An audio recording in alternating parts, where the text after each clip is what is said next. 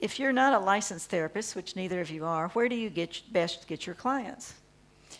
In the UK, there is no such thing as a licensed therapist, but I started getting my clients, again a long time ago, through Yellow Pages. And that gradually has changed. I don't still advertise there now.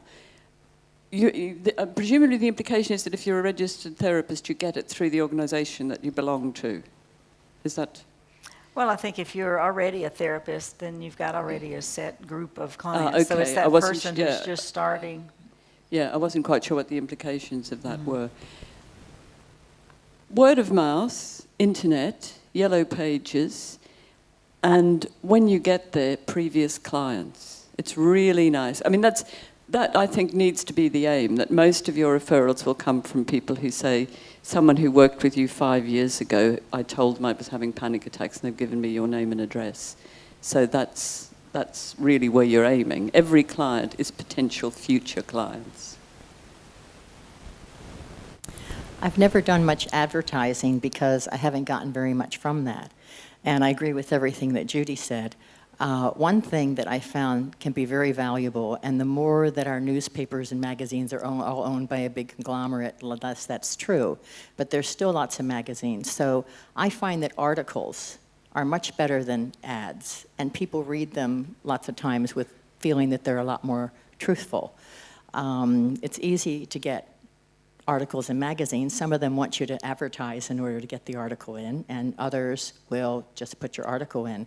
If I'm going to have an article in a magazine, I like to write a lot of it myself. Maggie said, because EFT is still new to a lot of people, and I don't want it to be misrepresented. The first article that I had done in Australia was in Alice Springs with the little Alice Springs newspaper. I convinced them it was news that I was in town.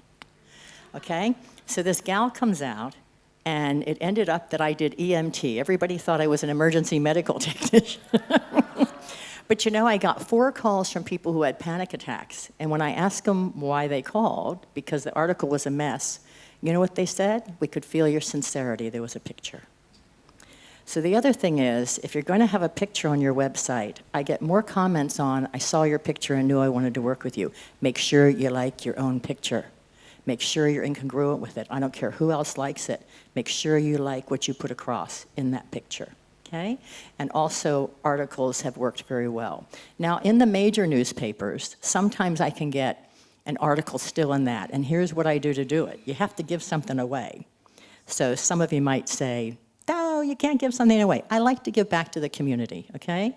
And so if I'm giving a workshop anyway, and I have room for 25 people, I might put an article in a newspaper that says, I would like to put forth 2 scholarships to people who work in hospice, or to people who work in AIDS, or to people who, single parents, or something like that. I give it a theme.